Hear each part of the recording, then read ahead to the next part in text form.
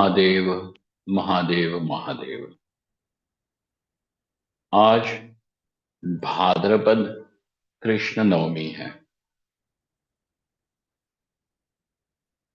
जीवन का सदुपयोग कब होता है, इसका एक उदाहरण भगवत गीता में हमें शुरुआत में ही मिलता है। और वो ये है कि जब भगवान अपना प्रवचन शुरू करते हैं तो वास्तविकता तो यह है कि भगवत गीता का जो वास्तविक रूप है, जो उपदेश है, तो दूसरे अध्याय के 11वें श्लोक से शुरू होता है। पहला अध्याय और दूसरे अध्याय के 10वें श्लोक तक तो एक भूमिका है। और वो भूमिका इतनी ही है कि ये सारा संसार शोक मोह से ग्रस्त है। यहाँ पे चाहे मर्त्यलोक हो चाहे परलोक हो, सभी जन, सभी जीव शोक मोह से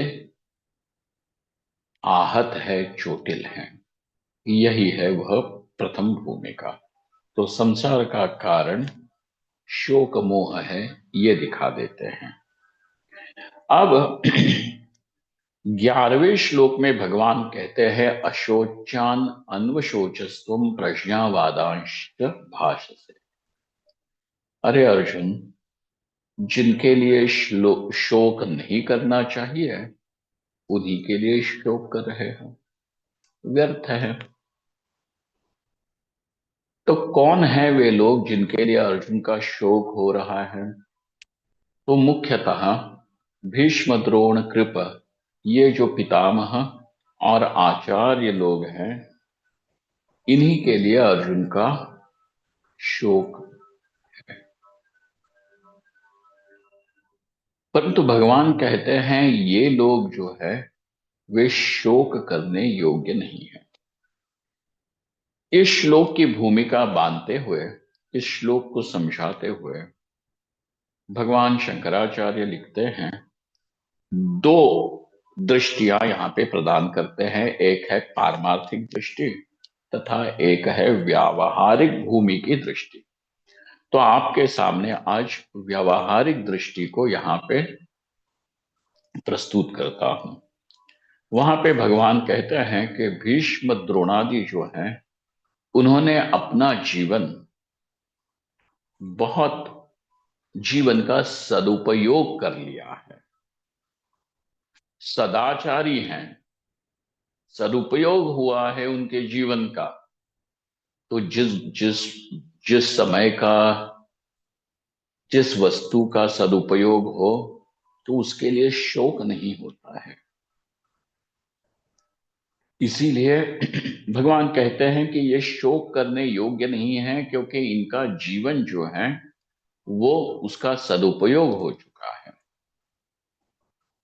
क्यों भगवान भाष्यकार वहां पे इस प्रकार से एक लौकिक दृष्टि का भी स्वीकार करके बोलते हैं, तो उसका उत्तर हमें 17वें अध्याय के अंत में मिलता है। ओम तत्सदिति निर्देश, इसमें जो सद पद आया है, वहां पे स्वयं श्री भगवान कहते हैं,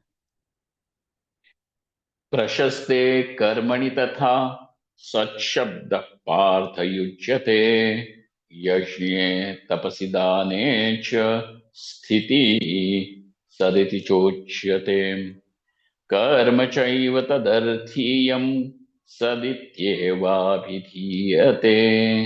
तो सच शब्द का प्रयोग कहाँ होता है वो देखिएगा। वास्तविकता तो यह है कि भगवान ने सच शब्द के लिए चार, मतलब दो श्लोक और एक अर्ध श्लोक इसका प्रयोग किया हुआ है। 2.5 श्लोकों में सच शब्द को समझाया है। तो वहां पे भगवान कहते हैं, सद्भावे साधु भावे च सत इत्येतत् प्रयुज्यते। जो सद्भाव है, साधु भाव है, उसके लिए सत शब्द प्रयुक्त होता है। प्रशस्ते कर्मणि तथा, जो कर्म बड़ा प्रशस्त है, प्रशंसनीय है, हाँ, श्लाघ्य है, विद्वानों के द्वारा वो श्लाघ्य है, आप स्तुति करने योग्य है, ऐसा प्रशस्त कर्म, उसको सत ऐसा कहते हैं।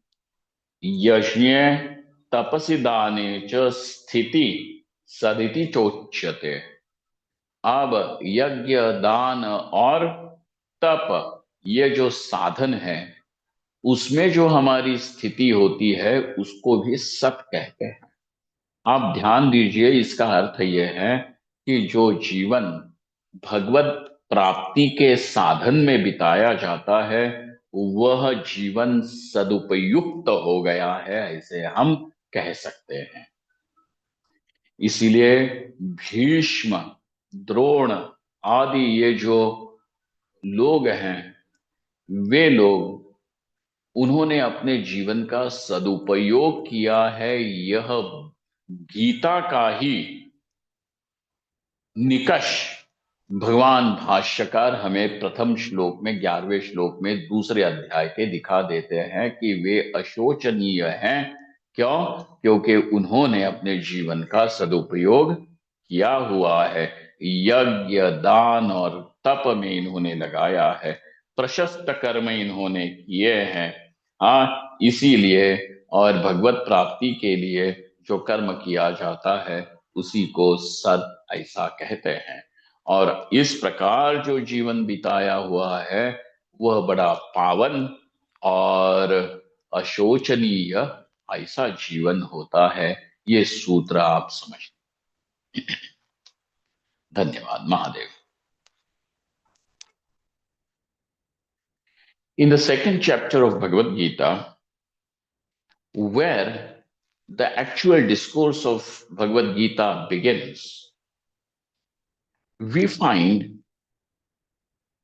that Shri Krishna in the 11th verse of the second chapter says that this Bhishma, Drona, etc., they are not the people for whom, Arjuna, you should be grieving. And the reason why they should not be grieved for, Shankaracharya Bhagavan in his commentary writes, because their life has been well spent, well utilized, appropriately utilized, and for which there is a very particular word in Sanskrit and Indian languages, and it is sadupayog. You know, you may find regularly even in the Indian households that the father or mother may tell their teenager son or daughter, "Samay ka sadupayog karo." Use that time properly. Well, use it well. Now, Bhagavan Shri Krishna over there, when he says these are the people for whom, Arjuna, you should not grieve, Shankaracharya writes, they should not be grieved because their life has been well utilized. Now, what do you mean by that? The sadupayog, their life has been well utilized.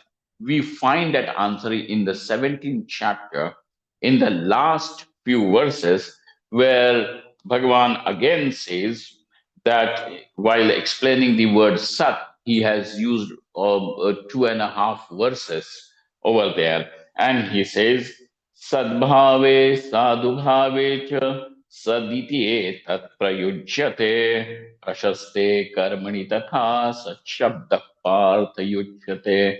This word sat will be utilized where for those karmas, for those actions which are really which are appreciated by the great people. Okay, Sat Shabda Parth Yujyate Prashaste Karmani. Then he says Yajne Dane Tapasi Cha.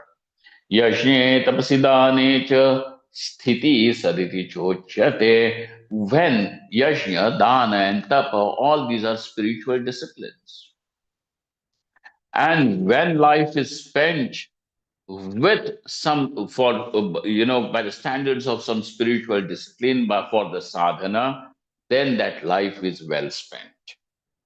That and therefore those people are not the people for whom you should grieve because this is a well spent time life. Karma chaiva tadarthiyam sariti etad abhidhiyate. When the karma is done as an offering to the Lord, then that karma becomes sat. Now, by all these definitions, we understand that the life of Drona, Bhishma, etc., has been really well spent because they were people of great ideals. They were not people who were opportunists. They were people who lived with certain ideals, and therefore their life is something that we should celebrate and not grieve. By that, we understand that how we can also make our life as sat when we employ ourselves in sat karma and have spiritual discipline and a spiritual goal in life. The life has a true meaning. Thank you very much.